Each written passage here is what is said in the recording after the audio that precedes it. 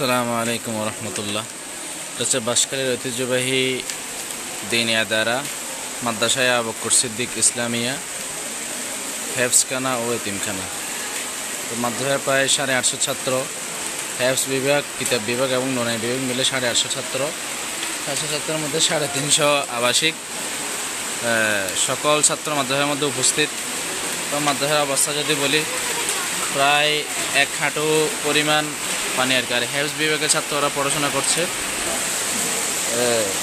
আর মাদ্রাসার অবস্থা যদি বলি, খুবই নাজেহাল।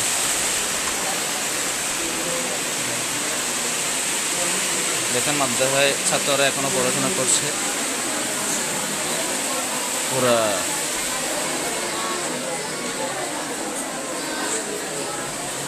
আর আমাদের হযরত আসাতাজে কেরামও খুব সুন্দরভাবে মেহনত চালিয়ে যাচ্ছেন। এই বৃষ্টির মধ্য দিয়েও মেহনত বন্ধ নাই। আল্লাহ তাআলা হযরতদেরকে উত্তম জাযা দান করুক। আমি যদি আপনাদেরকে একটু কিতাব বিভাগ দেখাতে চাই, তো আমি সামনের দিকে অগ্রসর হচ্ছি। সম্পূর্ণ কিতাব বিভাগ পানিতে ডুবে গেছে আর কি।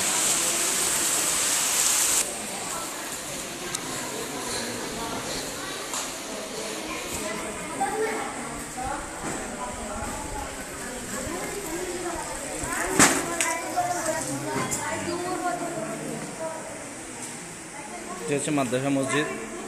সবাই এসে আশ্রয় নিয়েছে মাদ্রাসা মসজিদে। মসজিদের দোতলায়, প্রথম তলায়।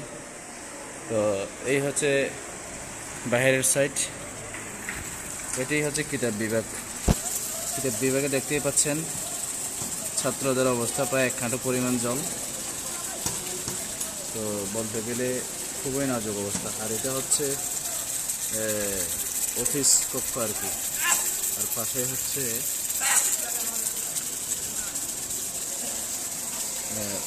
ছাত্ররা যেখানে পানিতে ডুবে যাচ্ছে মালামাল, ওখান থেকে মালামালকে হেফাজত করছে এক রুম থেকে আরেক রুমে।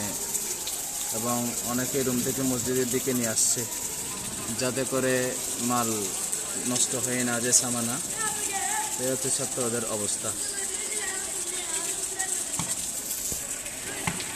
চতুর্পাশে একই অবস্থা, পুরো কিতাব বিভাগ পানিতে তলিয়ে গেছে আর কি।